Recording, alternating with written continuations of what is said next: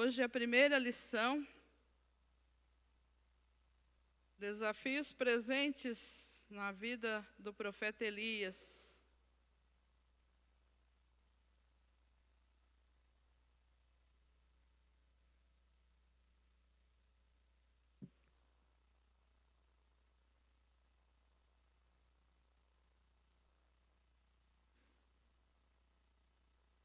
Quem tem a revista aí, pode acompanhar os textos inspirativos. Eu vou ter que olhar toda hora para trás aqui, porque eu estou sem tela.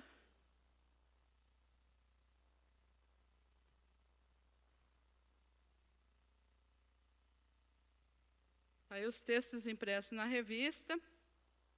O último não está impresso, nós vamos ler na Bíblia. Então, no livro de 1 Reis, capítulo 18, verso 36 a 39. 1 Reis, capítulo 19, 11 e 12. E 1 Reis, capítulo 19, do 3 ao 8, nós vamos ler na Bíblia. Como nós fazemos sempre, né? Um irmão e uma irmã lendo.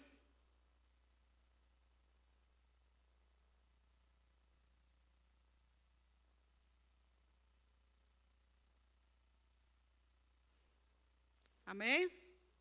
Então, começando por uma irmã, 1 Reis 18, 36. Está aí na página 3, depois continua lá na página 4.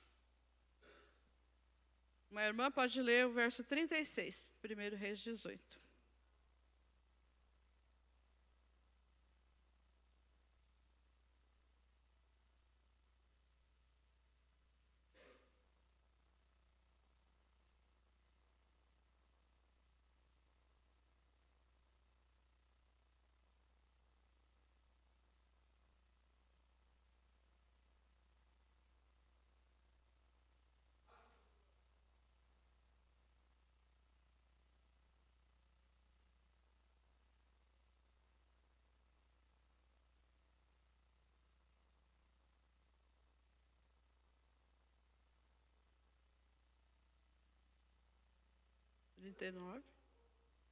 Um irmão, verso 39, um homem, o verso 39.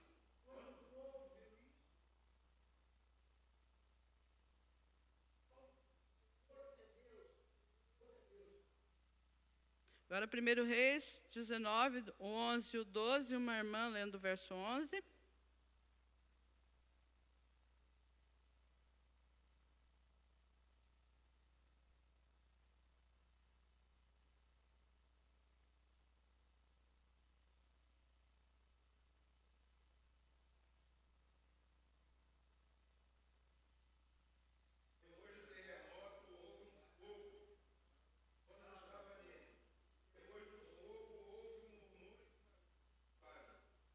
Agora, na Bíblia, né, 1 Reis, capítulo 19, do verso 3 ao 8, uma irmã pode ler o verso 3.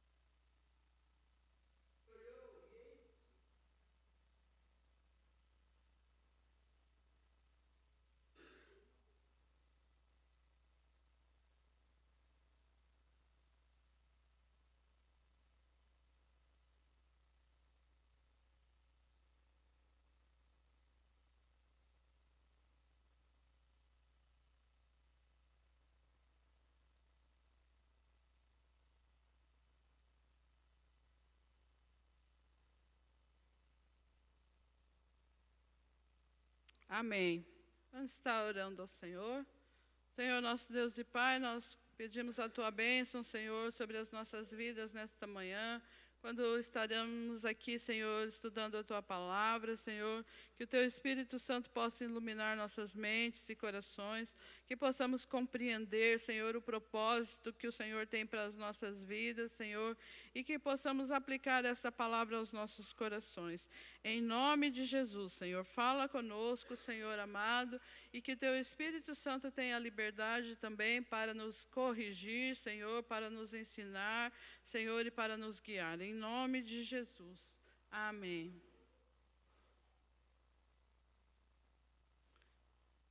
O texto áureo, nós vamos ler juntos, né? Está aí em 2 Reis, capítulo 2, verso 11. Está aí na tela. Vamos ler juntos, então? Está impresso na revista também, aí na página 3. Vamos lá? 1, 2, 3.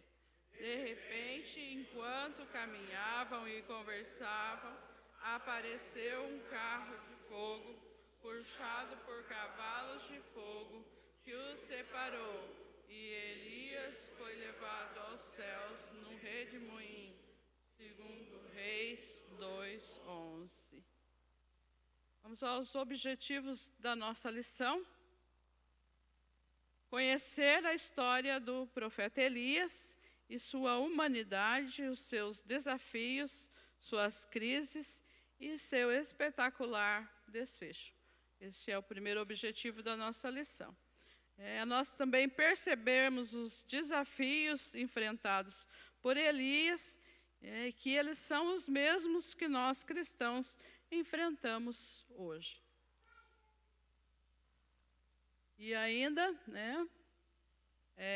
aprender como nós devemos nos posicionar diante dos desafios deste século, né? Principalmente nós, como cristãos, como igreja, como nós devemos nos posicionar, sabendo que o mesmo Deus que agiu na vida de Elias, Ele age nas nossas vidas e Ele nos usa para a glória do seu nome. Então, esses são os propósitos, os objetivos desta lição. Nós temos estudado uma série de personagens e sempre aprendemos lições que precisamos colocar em prática. E é incrível, a Bíblia ela é sempre nova, ela é sempre atual. Então, é isso que nós aprendemos, nós trazemos essas lições para a nossa vida diária. E muitas vezes nós enfrentamos situações como esses personagens dos quais nós temos aprendido. Nós podemos lembrar como eles agiram para serem vitoriosos e nós podemos imitá-los também e agir na vontade de Deus para sermos vitoriosos. Então, hoje o nosso personagem, ele é Elias, conhecido como o profeta de fogo. Quando falamos de Elias, qual é a primeira cena que vem na sua mente? Quando você fala do profeta Elias, quando você ouve alguém falar do profeta Elias, qual é o primeiro episódio que você lembra de? E Elias orou, pediu para vir fogo do céu. E ele é conhecido como profeta de fogo, não só por esse episódio, mas houve outros também que ele pediu fogo do céu. E nós vamos ver no decorrer da lição também isso. O nome, o seu nome significa Jeová é Deus, ou o Senhor é Deus. Elias viveu no tempo do rei Acabe, que nós estudamos na lição passada, cerca de 900 anos antes de Cristo. Ele era de um vilarejo chamado Tisbé, está aí registrado em 1 Reis, capítulo 17. E eu gostaria que você deixasse sua Bíblia aberta no livro de 1 Reis, no capítulo 17. Nós vamos trabalhar alguns versículos do capítulo 17, 18, 19. Então, a partir do 17, nós vamos estar trabalhando, e aí você pode estar acompanhando e lendo também. Então, Elias era desse vilarejo que ficava na região de Gileade. esse vilarejo nem aparece no mapa. Tá? Foi Elias que colocou ele no mapa. É mencionado só nesse versículo, né, que Elias era desse lugar. Não tem mais nenhum outro registro na Bíblia sobre esse vilarejo aí. Por isso Elias era chamado de o Tisbita, tá? Por ser desse vilarejozinho na região de Gileade. Ele andava vestido, né, e isso identificava ele também, com roupas de peles de animais, e usava um cinto de couro amarrado na cintura. Você lembra de outro personagem que andava assim também?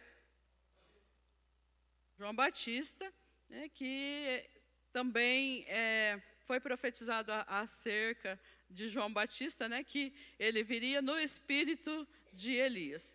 E ele se identificava também pela vestimenta, que se vestia roupas de peles de animais, um cinto de couro amarrado na cintura. Vamos ler esse 2 Reis 1:8. Alguém acha para nós? É muito interessante esse texto, né? Alguém que falou de um homem que estava vestido assim e logo o rei identificou. Quem achou?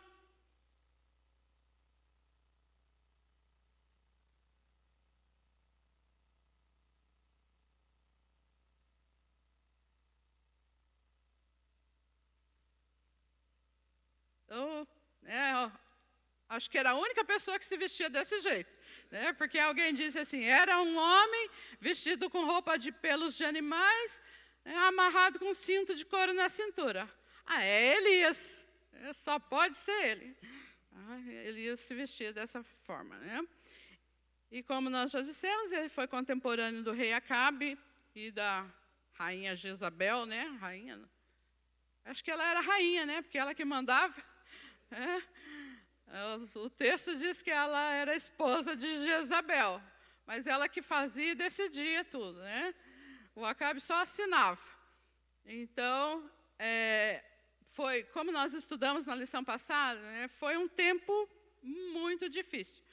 Elias viveu nesse período, mais ou menos, né, o seu ministério deve ter durado aí de 15 a 20 anos.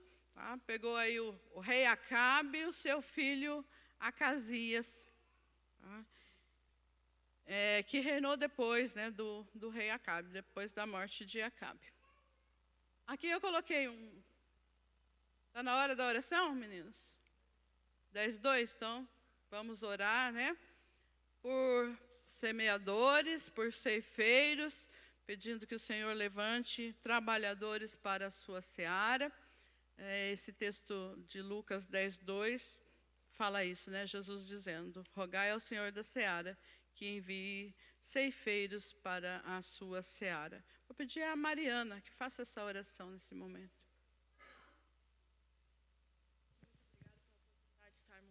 Obrigada, Senhor, por cada irmão que veio, Senhor. Obrigado pela vida da irmã Roselite, Senhor, que está trazendo a sua palavra.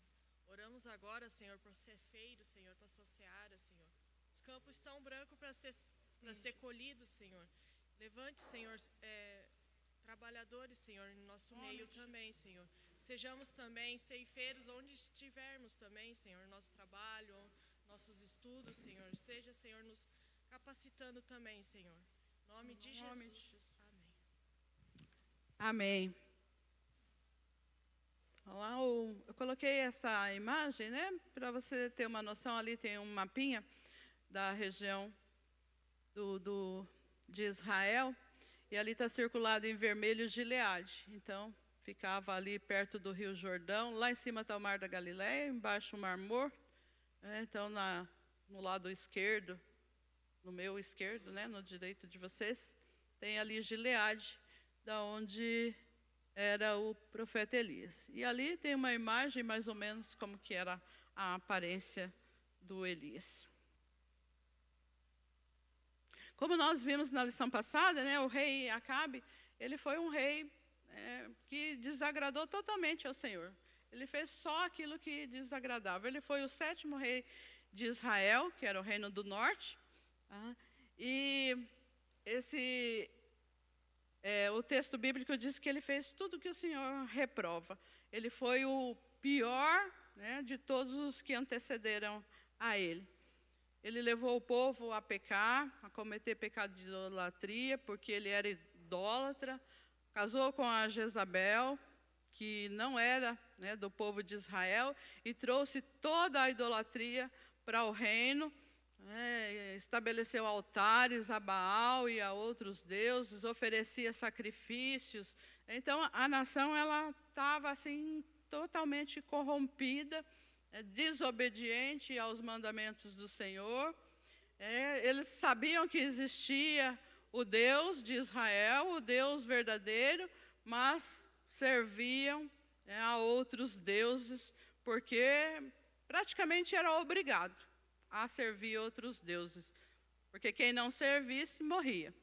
Jezabel mandou matar todos os profetas de Deus, e era ela quem mandava, e Acabe, fazia aquilo que ela mandava fazer. Então, nesse contexto assim de idolatria, injustiça social, paganismo, tantas coisas que desagradavam ao Senhor, aparece aí, então, Elias, meio que repentinamente, né, ele aparece. Deixa eu botar aqui o textinho para vocês verem.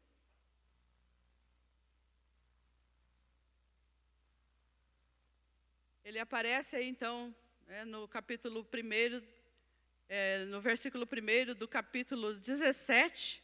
Leia para nós, quem está com a Bíblia aberta. Eu não vou citar nome para ler, mas quem acha primeiro, lê primeiro.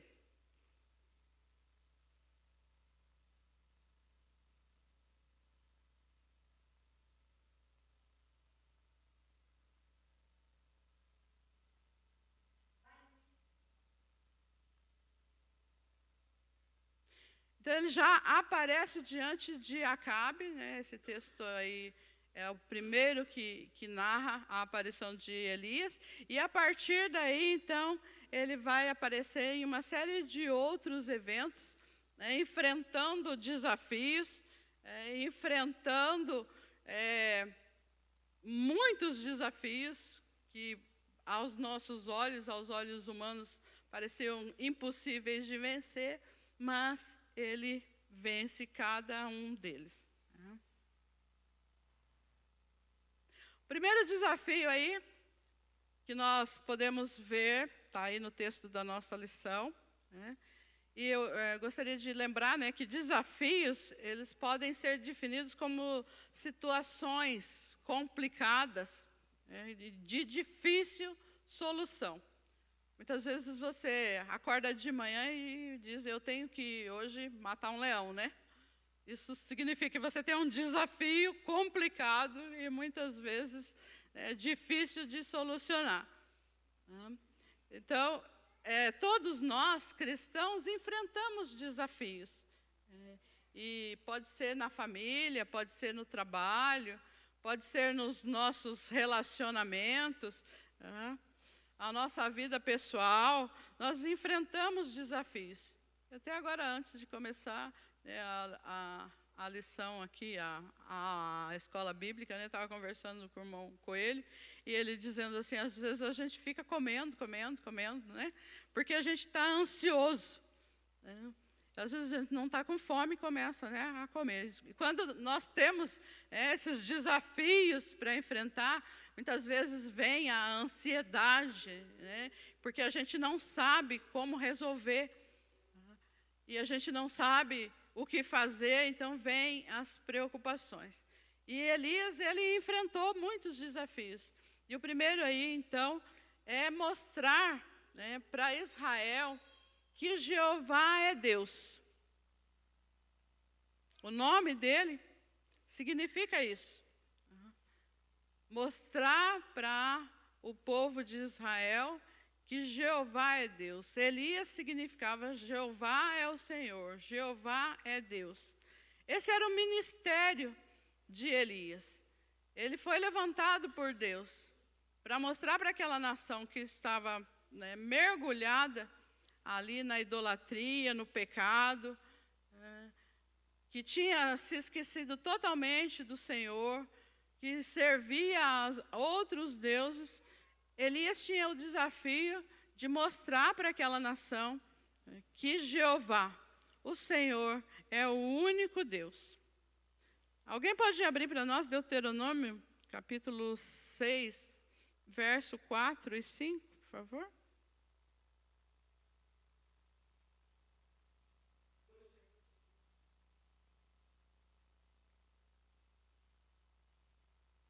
Esse era o mandamento.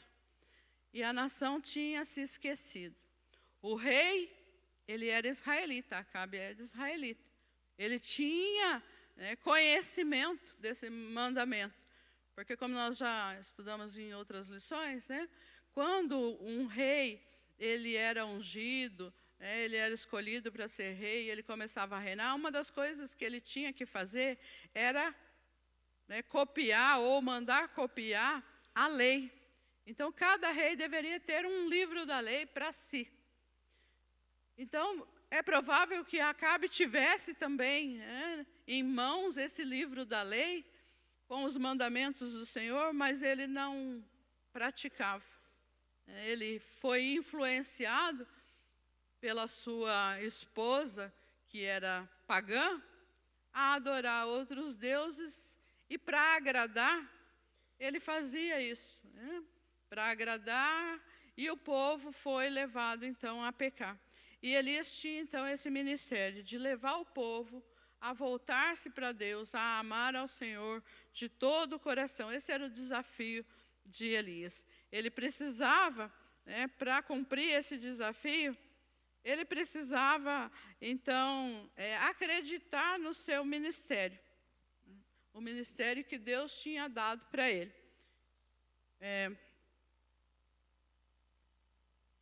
No texto que foi lido ali, capítulo 17, verso 1, ele se coloca diante de Acabe e ele diz: pela minha palavra não vai chover e nem vai ter orvalho, até que eu diga novamente que vai chover, que vai ter orvalho sobre a terra.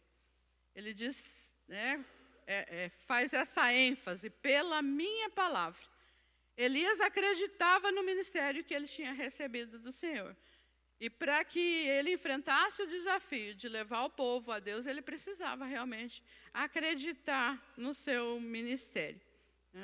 Vamos ler também 2 Reis, capítulo 1, verso 9 ao 12.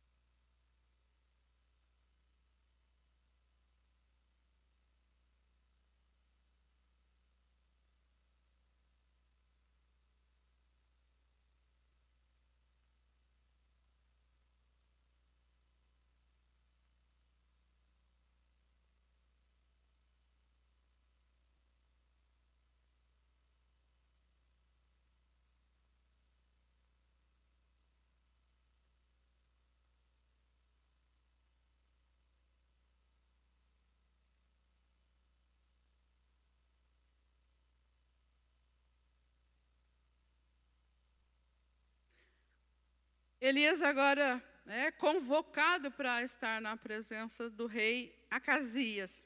Esse texto aqui, Acabe já tinha morrido e agora reinava o seu filho Acasias.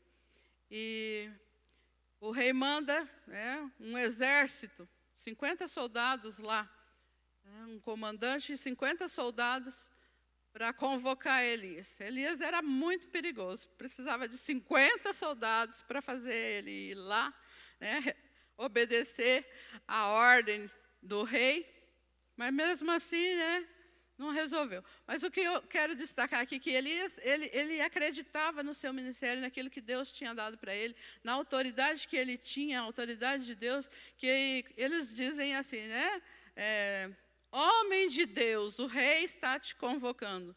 E daí ele responde: se eu sou o homem de Deus, então vai descer fogo do céu e vai consumir vocês. E acontece. Então, precisava de muita autoridade e acreditar realmente que se tinha um ministério para ser tão ousado e dizer essa palavra. Se eu sou o homem de Deus. Ele tinha certeza que ele era, ele tinha certeza que Deus o tinha chamado para enfrentar esse desafio de mostrar para aquela nação corrompida que Jeová é Deus. E se Jeová é o verdadeiro Deus e eu sou o homem de Deus, então vai acontecer conforme a palavra que eu disser. Assim como ele disse para Acabe, não vai chover conforme a minha palavra, porque o Senhor é Deus e eu sou o seu servo. Vai cair fogo do céu conforme a minha palavra, porque o Senhor é Deus e eu sou o seu profeta. Ele acreditava que Deus realmente era Deus e que ele era seu servo e Deus tinha dado para ele esse ministério e enfrentar esse desafio de mostrar para aquela nação, para aquele povo, que existe somente um único Deus.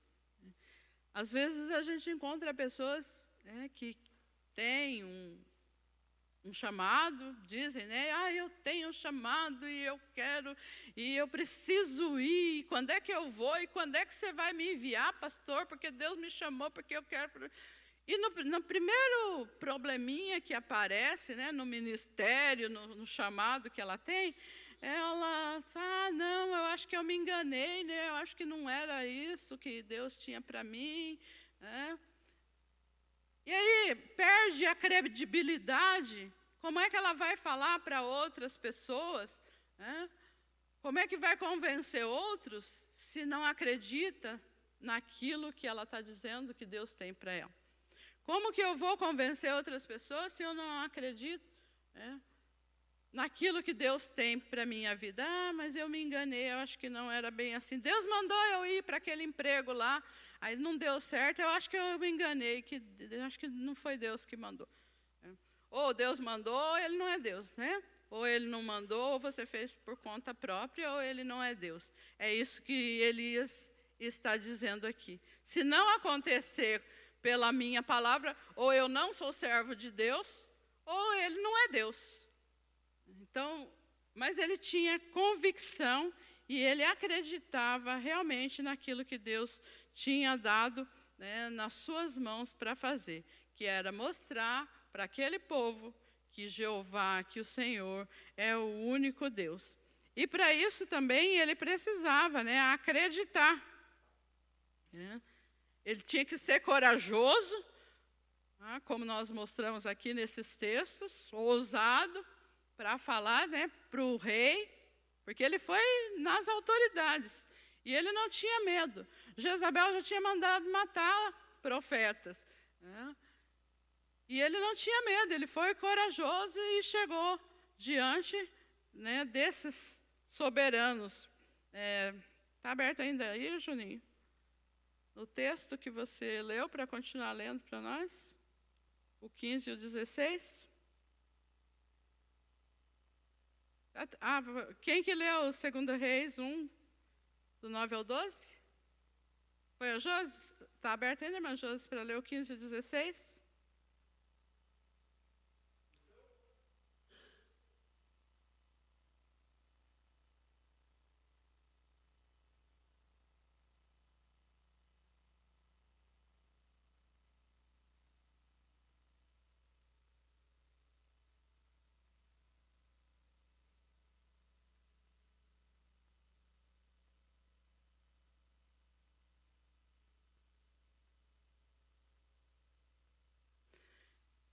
Ele era corajoso e ousado. Na terceira vez que Acasias mandou um exército lá, o comandante chegou já implorando. Se você ler os versículos anteriores, você vai ver. Ele se prostra e implora, tem misericórdia de mim. 2 já foi destruídos, 2 exércitos, tem misericórdia de mim. não destrua. Eu sei que você é homem de Deus, se você falar, vai acontecer. Mas, por favor. E o anjo fala com Elias, né? Diz, não tenha medo, vai e fala, né, o que eu mandei falar. E Acasias tinha mandado consultar. Ele tinha caído de uma sacada do seu quarto, se feriu gravemente, e ele mandou mensageiros consultar Baal-zebub, que era um nome pejorativo, Senhor das Moscas significava. Pejorativo a Baal, porque Baal significa príncipe, senhor. E esse Baal-zebub era um deus Ecrom. E Elias, então o anjo aparece para Elias e diz para Elias, né, manda perguntar para o rei Acasias se não existe Deus em Israel, que ele tem que consultar lá o Senhor das Moscas, porque não existe Deus em Israel. E Elias pergunta isso, e os mensageiros voltam, né, não vão consultar o Baal-zebub, mas voltam para Acasias, e Acasias fica bravo, né, mas quem que foi que falou isso? Foi o homem lá vestido de pelos de animais e com cinto. Foi o Elias. Então vai lá, 50, traz ele aqui na minha presença. Aí acontece, 2 vezes lá, manda fogo do céu. Aí manda o terceiro pelotão, e esse comandante chega implorando, o anjo diz, vai, pode ir. E agora, cheio de ousadia, de coragem, ele diz, você vai morrer, porque você fez o que era mal. Tem Deus em Israel? Não tem Deus em Israel? Por que você foi mandar consultar um Deus pagão? Então, ele era corajoso e confrontava mesmo, começando lá pelas autoridades. Porque às vezes é fácil, você encontrar alguém ali na rua e falar, tá errado, você está fazendo errado e tal, aquela pessoa não tem ação, não pode fazer nada, pode até rejeitar a sua palavra. Mas o Elias, ele foi levantado para confrontar as autoridades. E ele não tinha medo de morrer. O rei tinha mandado buscar ele, provavelmente, para castigar. Mas ele não tinha medo. Então, ele confrontava mesmo. E para enfrentar esse desafio de mostrar que Jeová é Deus, é preciso ter coragem. E ele precisava crer realmente no poder de Deus. E aqui em 1 Reis, capítulo 18, nós vemos aí o episódio dos 450 profetas de Baal e os 400 de Azerá, 850 profetas, que Elias desafiou. Ele pergunta para o povo, e o que está acontecendo com vocês? Vocês estão aí, andando, mancanejando. Tem um termo na Bíblia que diz, vocês estão cocheando entre 2 pensamentos. A gente costumava fazer isso quando era criança, andar fazendo assim no meio-fio. Isso é cochear, uma perna lá em cima e outra lá embaixo. Uma perna mais curta do que a outra, a pessoa cocheia. E aí, era isso que ele estava dizendo. Uma hora vocês estão lá com Deus, outra hora vocês estão cá com Baal. Uma hora vocês estão lá com Deus, uma hora vocês dizem que amam a Deus, mas vocês amam Baal também. O que está acontecendo? Se o Senhor é Deus, então sirvam ao Senhor. Se Baal é Deus, então sirvam a Baal, mas não fica com um pé lá e outro cá. Tem muito cristão assim, que fica com um pé na igreja, um pé no reino de Deus e um pé no mundo. É como aquela ilustração do homem que estava em cima do muro. Quem já ouviu essa? De um lado tinha os anjos de Deus, de outro lado demônios, e o homem andando em cima do muro. E os anjos diziam, venham para o nosso lado, venham para cá. E insistiam, e os demônios não falavam nada. E aí o homem perguntou, escuta, né, eles estão insistindo, eles querem que eu vá para lá. Vocês não falam nada? Eles, não, o muro é do diabo. Né? Então, ficar com um pé no reino de Deus e um pé no reino das trevas é estar totalmente no reino das trevas. Era isso que Elias estava dizendo. Né? Se vocês acham que Deus é Deus e Baal também é Deus, então vocês estão totalmente equivocados e enganados, porque vocês estão totalmente no reino das trevas. E aí, então, vem o desafio. Né? Quem responder com fogo do céu, esse é o verdadeiro Deus. Então, Elias precisava realmente acreditar que Deus era poderoso, ele era o único Deus, e ele ia responder mandando fogo do céu.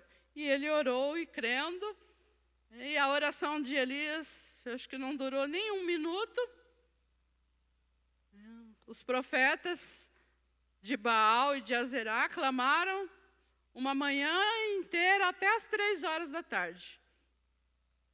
Eles ficaram mais ou menos 9 horas clamando. Ao meio-dia, Elias começa a debochar, né?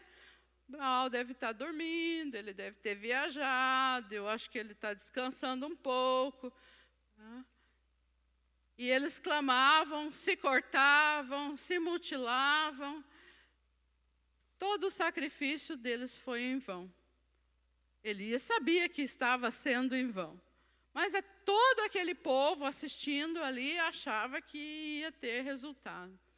E quando Elias reconstrói o altar, arruma o altar, né, faz, né, todo o procedimento de acordo com a vontade de Deus, ele só diz, né, Senhor, eu sei que o Senhor é Deus. Mostra para esse povo que o Senhor é Deus. Eles não sabem, eles não te conhecem verdadeiramente. Eles precisam conhecer. Na mesma hora caiu o fogo do céu. Então ele precisava crer. Para que ele mostrasse isso para o povo, ele precisava acreditar. Às vezes a gente não acredita. Quantas vezes você orou para uma pessoa enferma pensando, mas será que Deus vai curar mesmo? Nossa, acho que dessa ele não passa, né? Está ruim lá no hospital. Os médicos já desenganaram. Eu acho que... Eu vou orar aqui, né? Se o irmão perguntar se eu orei, eu vou dizer que eu orei. Quantas vezes a gente não faz assim? A gente ora, mas não acredita que pode acontecer. E aí fica difícil de mostrar que realmente Jeová é Deus, que o Senhor é Deus. Quando nem nós acreditamos que Ele é, né? E que Ele tem poder para fazer. Ele cria. Por isso ele podia enfrentar esse desafio e sair vitorioso. Alguém tem alguma colocação, alguma pergunta? Amém? Jeová é Deus, o Senhor é Deus. Então, muitas vezes nós enfrentamos esses desafios também. E nós precisamos, né, acreditar no ministério que Deus nos deu. Porque se nós não acreditarmos, nós vamos ser derrotados e envergonhados. Mas você tem um ministério? Ah, não tem nenhum cargo na igreja. Não é cargo na igreja. Não. Nós já aprendemos aqui sobre dons, ministérios, né? Todos nós fomos chamados, né, para ministrar na vida das pessoas. Ministrar, ensinando que Deus, Ele é o único Senhor, Jesus é o único Salvador, que não há outro caminho. Você tem um ministério? Não? Quem tem esse ministério? Levanta a mão, por favor. Tem pouca gente que tem esse ministério, né? Nós precisamos orar. Porque se você não acredita que você tem esse ministério, de falar de Jesus para as pessoas, mostrando que Deus, Ele é o único Senhor, que é o único que deve ser amado, que é o único que deve ser adorado. Se você não acredita que Jesus é o único Salvador, que você tem esse ministério de levar, você pode até acreditar que Jesus é o único Salvador, mas se você acha que você não tem a obrigação de falar para as pessoas, né, aí fica difícil você mostrar realmente que você é um cristão de verdade. Se você se acovarda, tem medo de falar para não ofender as pessoas. Então, por isso, muitas vezes, é derrotado nesse ministério, né, de mostrar que Jeová é Deus. Guilherme, quer falar? Amém. Então, é preciso nós, né, somos desafiados todos os dias. As pessoas passam por nós e perguntam, né, se você é um cristão de verdade, você tem que mostrar para ela que você tem esse ministério e acredita nele. Amém. Realmente, o exemplo do Elias é um extraordinário exemplo para nós de viver ousadamente em fé e viver o ministério intensamente, né? E às vezes talvez fique um pouco distante de nós imaginar, nossa, não, mas ele teve que enfrentar reis, ele teve que fazer descer fogo do céu e tudo mais, né? Mas eu acho interessante o contexto que ele estava, que muitas pessoas tiveram que se posicionar para viver o que o Senhor tinha para elas, né? O servo do Acabe, o Obadias, teve a difícil decisão de ter que esconder profetas de Deus em cavernas, né? Então não era tão extraordinário aos nossos olhos, mas se ele não tivesse um entendimento de fé, um entendimento de se entregar, por causa que ele poderia morrer fazendo isso, ele não teria vivido a vontade de Deus. E o próprio Elias, olhando para a situação, só sobrou eu. Não! Outros muitos estavam se posicionando em situações que ele não via, em situações que não aparecia, mas estavam vivendo em fé e vivendo o ministério que Deus tinha para a vida deles, e dessa forma Deus estava usando eles, né? Assim como Elias foi utilizado, nós podemos ser utilizados, e nós teremos desafios que ou será por fé ou nós retrocederemos, né? Nós precisamos estar atentos e se posicionar frente às situações que a vida nos oferece, que certamente virá. Amém. Obrigada, Guilherme. Então, para nós pensarmos aí, né, e respondermos, né, a sociedade de hoje, em que ela se assemelha aos dias de Elias?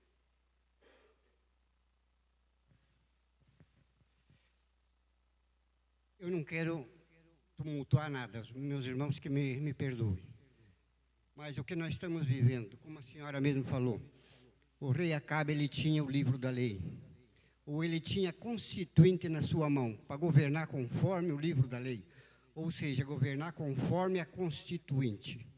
E o que nós estamos vivendo hoje é aquela época. Estamos vivendo fora do nosso livro da lei, fora da nossa constituinte. É o que estamos enfrentando hoje. Então, nós como cristãos e irmãos, temos que ser como Elias. Amém. Obrigada, irmão Elias. O povo de Deus hoje também está dividido entre dois pensamentos? Você consegue lembrar de algum exemplo? E você entende que o nosso desafio hoje como igreja é mostrar que há somente um único Deus digno de ser amado e adorado?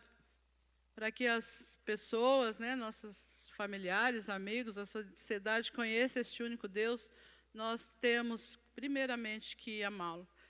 De todo o nosso coração, de toda a nossa alma, de toda a nossa força. Quando Deus for o primeiro na nossa vida, as outras pessoas vão conhecer. Quando nada nos intimidar, de nós declararmos que é só Ele na nossa vida, então outras pessoas também vão reconhecê-lo. O segundo desafio, né, é na área da vida pessoal de Elias, né? É nas suas emoções, né? Se coloca aí no lugar de Elias. A gente lê a história, já sabe o final, já sabe que Deus vai mandar fogo, né? Já sabe que vai chover depois de 3 anos, a gente já sabe tudo que vai acontecer, mas se coloca aí, né, agora no lugar de Elias. Ele profetizou, né, que não ia haver chuva, que não ia haver orvalho, e isso aí trouxe consequências para a vida dele também.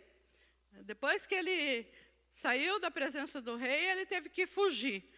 Porque quando as coisas começaram a ficar ruins, quando veio a seca, a fome, a culpa era de Elias. Porque foi ele que falou que não ia chover. Então, agora está dando tudo errado, as coisas estão ficando ruins, a culpa é de Elias. E o perturbador de Israel. E aí, ele foi procurado em todo o reino, porque ele deveria ser morto. O Guilherme citou lá o Obadias, né, quando sai com Acabe para procurar água em algum lugar, encontra o Obadias, encontra Elias.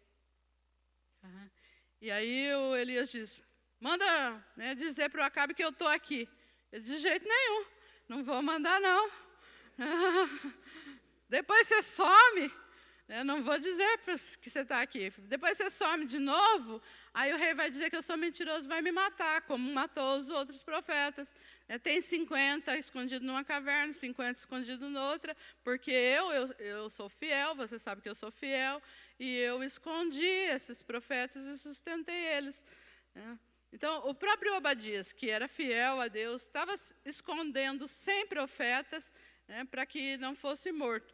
E agora, Elias, então, você é o culpado de toda a desgraça que está acontecendo, eles estão te procurando aí para te matar. Mas antes disso, isso foi quando Deus mandou ele sair e dizer que ia chover novamente, ele teve que se esconder, ele teve que fugir, que se esconder. Ele ficou lá na beira de um ribeiro, Deus mandou que ele ficasse, ele ficou. De repente o ribeiro começou a secar, e ele podia pensar, nossa, e agora? O que vai me acontecer? De repente ele está lá na beira do ribeiro, vem corvos para sustentar ele. O corvo é um animal imundo, condenado por Deus. Os israelitas não podiam. Veio o corvo com um pedaço de carne. De onde que o corvo tirou aquele pedaço de carne? Provavelmente de algum animal que tinha morrido de fome e de sede. E trazia, era esse o alimento. Como é que fica a cabeça da pessoa se você, eu disse, se coloca no lugar do Elias? Se você está nessa situação, poxa, eu sou servo de Deus, e agora eu tenho que comer essa carniça? É isso que eu tenho que comer? É disso que eu tenho que viver desse jeito? Nessa situação, eu só fiz o que Deus mandou fazer, e eu tenho que viver assim? Irmã Marilza?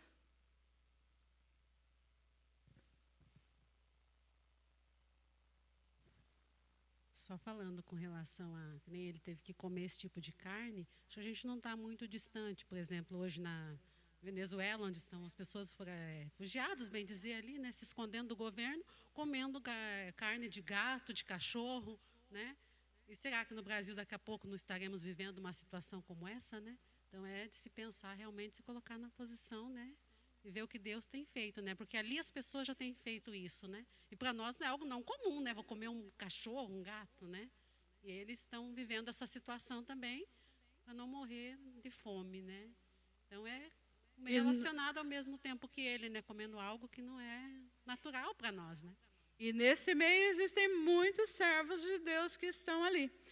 Como que enfrenta, esse desafio da sua vida pessoal e emocional? Abandona a fé? Elias teve que morar na casa de uma viúva que não tinha alimento nem para ela. A gente sabe, a gente lê o texto que Deus multiplicou, abençoou a vida da viúva, não faltou alimento. Mas, poxa Deus, ela não tem nem para ela lá, o que eu vim fazer aqui? Eu não podia me mandar para um outro lugar onde tivesse, pelo menos, condições? Como que fica a emoção dessa pessoa? Um servo de Deus, e agora, o que eu faço nessa situação? Precisava ser muito sensível para ouvir aquilo que Deus tinha para fazer, para transmitir isso. A mulher obedecer aquela palavra, faz primeiro para mim. É o último que você tem? Então faz e traz para mim. Ela deveria saber, esse aí é um homem de Deus. Se ele está falando, eu vou lá fazer. A fama de Elias corria pelo reino e fora dele também. O filho da mulher morre. Elias é culpado porque morreu. Ela diz isso, né? Poxa, você veio aqui, eu te ofereci comida, né? E agora meu filho morre. Você veio aqui me acusar do meu pecado? Ela coloca Elias na parede. Se você está nessa situação, poxa, eu estou ajudando e agora, né? É culpa minha que ele morreu? E o que eu fiz para ele morrer? Eu não fiz nada, né, para ele morrer.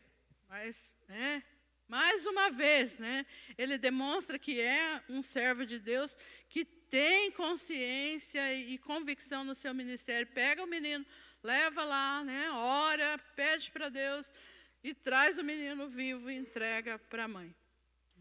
As emoções ficam abaladas. E como que a gente lida com isso? Depois que ele desafiou lá os profetas de Baal, né, ele foi ameaçado de morte.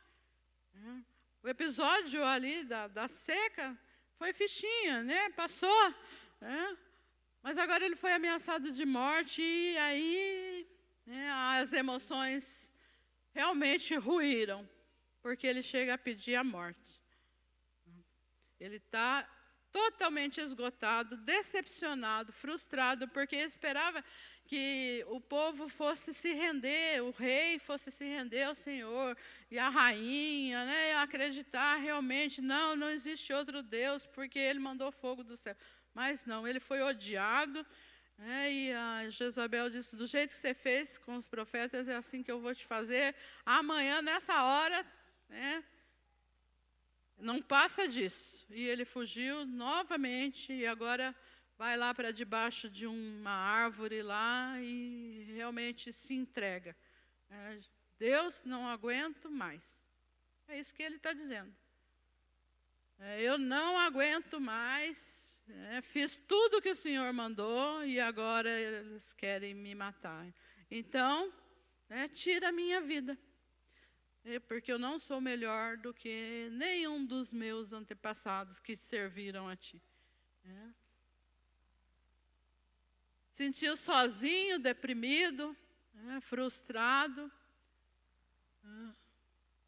Mas Deus, ele ouve a oração. E ele envia um anjo que tira o Elias, daquela situação, traz alimento, traz água, e insiste, come, bebe, tua caminhada não acabou, você ainda tem um longo caminho para percorrer. E com a força daquela comida, ele caminhou 40 dias, mais ou menos 400 quilômetros, ele caminhou 40 dias e 40 noites, até que chegou em Horebe.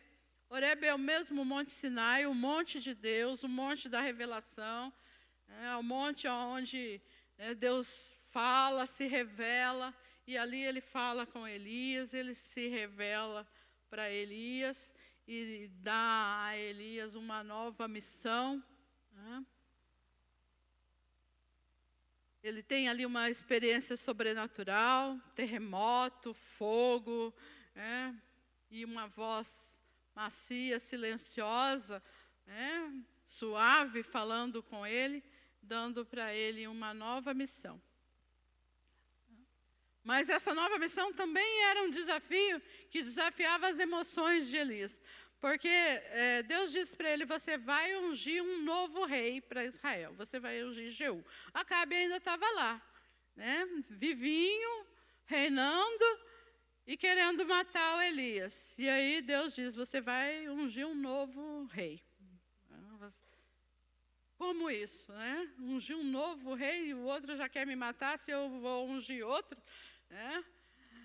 Você vai ungir também um rei, Azael, lá para a Síria, fora de Israel. E esse, Deus sabia, Deus dizia para Elias, esse vai fazer juízo para Israel. E esse Azael, mais tarde, quando Eliseu, profeta, Eliseu chega diante dele e olha para ele e começa a chorar. E Azael pergunta, por que você está chorando? Diz, porque você vai ser o rei da Síria e eu estou vendo quão você vai maltratar o meu povo, o povo de Israel. Mas é Deus que vai fazer para julgar a casa de Israel. E Elias sabia disso. E Elias tinha que ungir um sucessor. E eu digo que Deus ouviu a oração de Elias quando ele disse, basta, eu não aguento mais. Porque Deus mandou ele ungir a Eliseu como seu sucessor. Demorou ainda, né, para suceder, parece que foi logo ali, né, que aconteceu tudo, o arrebatamento, né, foi rapidinho, mas ainda demorou. Acabe ainda estava vivo, Acabe morreu, veio Acasias, reinou 2 anos, né. Elias foi lá falar para o Acasias que o Acasias era mau, tinha feito que era mau, e Deus não ia poupar ele ia morrer também. Então, Elias teve mais ou menos aí, né, aproximadamente de 2 a 3 anos, para preparar o seu sucessor. E esse é o último ponto, né? Aqui, uma pergunta. Como você age quando as crises emocionais chegam à sua vida? Você tem alguém que pode te ajudar? Mesmo que a gente não tenha ninguém para nos ajudar quando nós passamos e enfrentamos crises emocionais que deixam até a nossa fé abalada, mesmo que nós não tenhamos ninguém, quando nós clamamos ao Senhor, Ele envia um anjo, né, para nos sustentar e nos animar na nossa fé. Amém?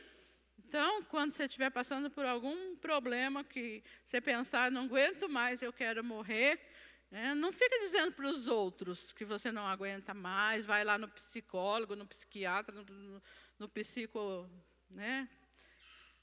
Diga para Deus, né? Deus ele não vai se escandalizar. Elias disse para Deus, Deus, eu não aguento mais, eu quero morrer. E Deus sempre vai, né, trazer alívio e conforto. E a missão só vai acabar quando ela realmente acabar, quando Deus disser que acabou. Ela não acaba quando a gente quer, mas quando Deus diz basta.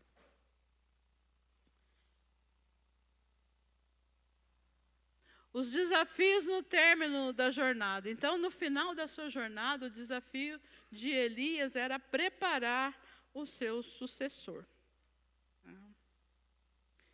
Ele tinha que preparar alguém. Ele não podia simplesmente, né, eu não quero mais ser profeta em Israel, tchau, vou embora.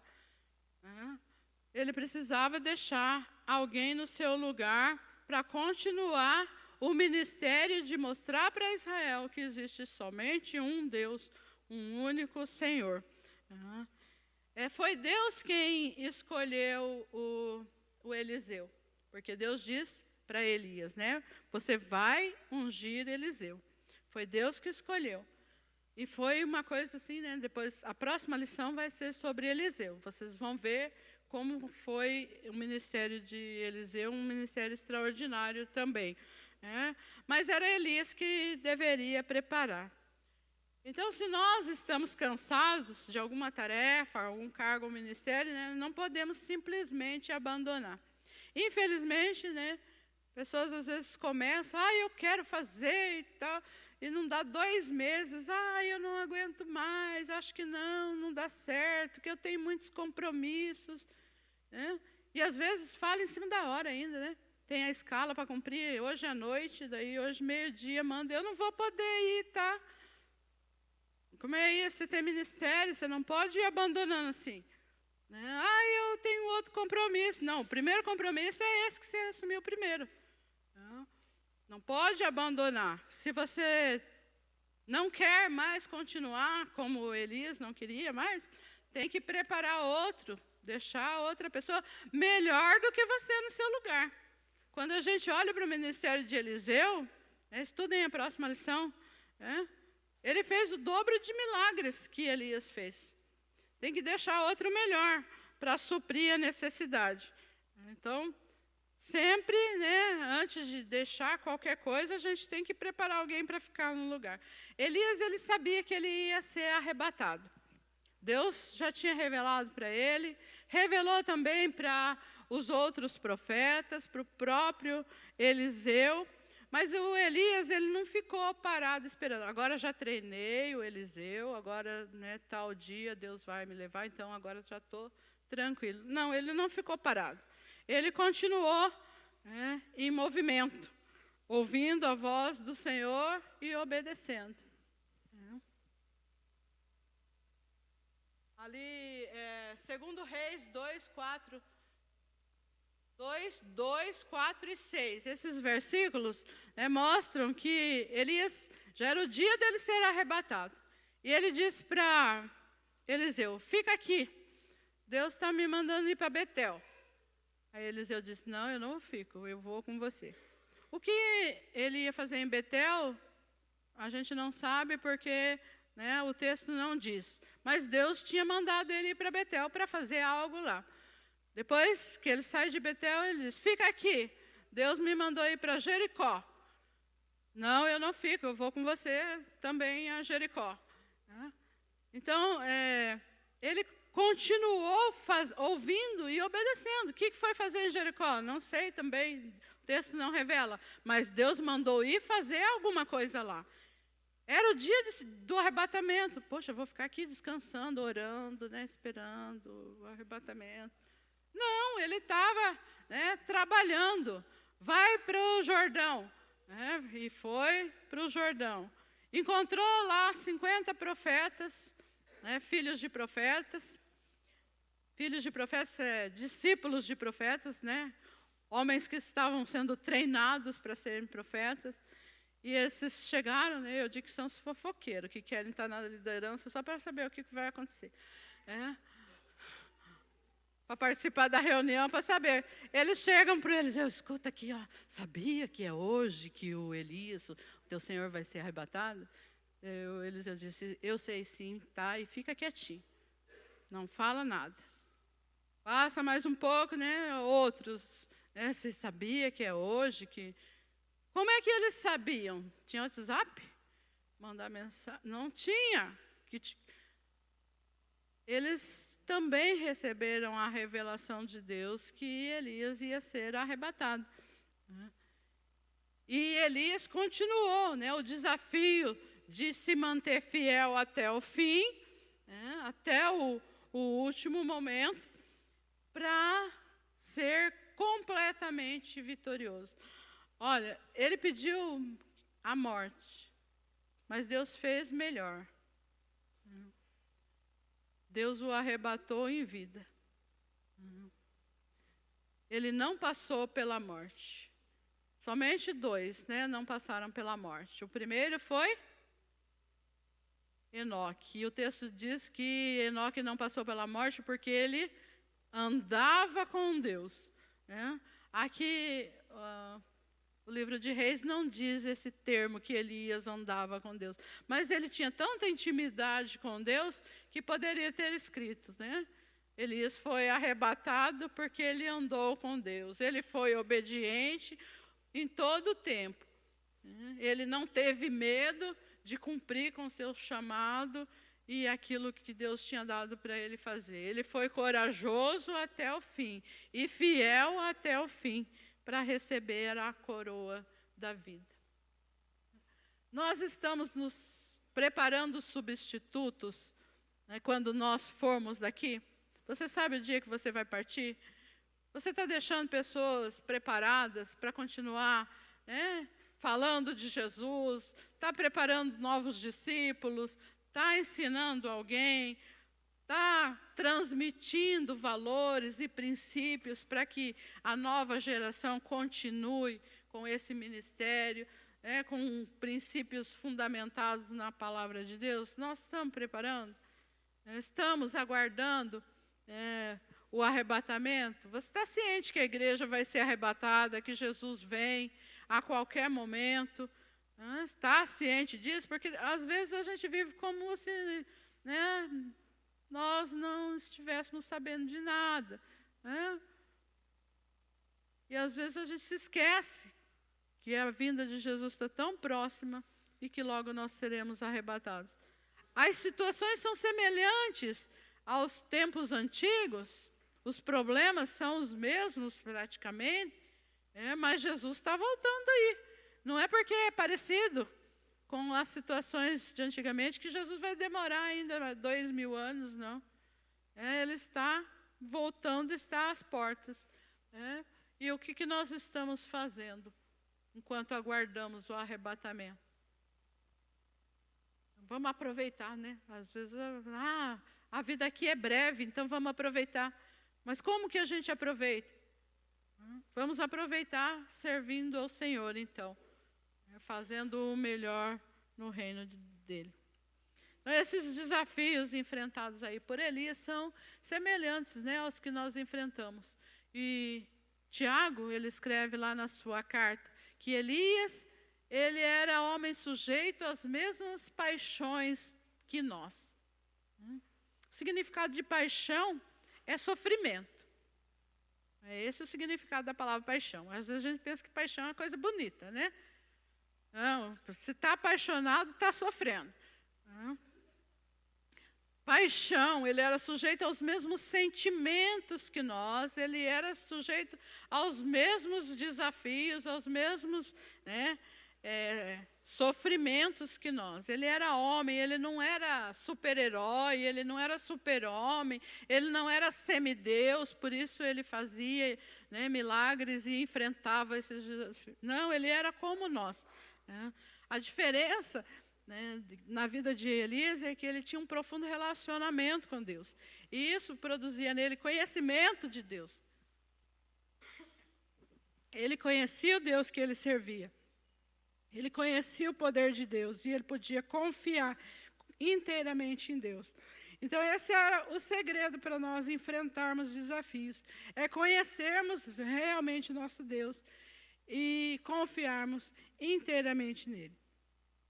Elias, ele era como nós. E nós somos como Elias? É um modelo para nós, né? Elias era como nós. Às vezes a gente fica contente. Nossa, Elias era como nós, né? Como eu, fraco na fé, né? Pecador, né? Debilitado, que só dou um nó, né? Não, não era isso. Ele era humano como nós, sujeito às mesmas fraquezas, sim. Mas ele tinha essa intimidade, conhecimento e confiança e fidelidade. E é assim que nós precisamos ser. Amém?